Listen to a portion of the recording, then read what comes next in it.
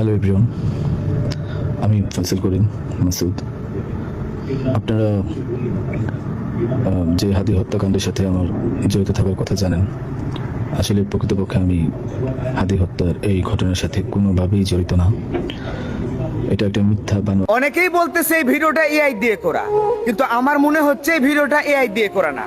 ফয়সাল করিম তোমাকে বলতেছি, যদিও এই দিয়ে ভিডিও করা হয়েই থাকে বা তুমি সরাসরি বলে থাকো, তো তোমাকে বলতেছি তুমি এতদিন কোথায় ছিলে? তুমি এতদিন পরে এসে বলতেছো যে এই কাজের সাথে তুমি জড়িত নয়। তাহলে তুমি এতদিন নিজেকে আত্মগোপন করে কেন রেখেছো? বাহিরে এসো, কথা বলো সবার সামনে। অন্তত পক্ষে তুমি নিজে খালাস হও। যদি অপকর্ম কেউ করে থাকে বা করিয়ে থাকে, তাদেরকে তুমি ধরিয়ে দাও। তুমি আইসা রাজসাক্ষী হয়ে যাও। মনে রেখো, এই বাংলার জনতা কখনোই হাদি হত্যাকারীকে ছাড় দিয়ে ঘরে শুয়ে থাকবে না।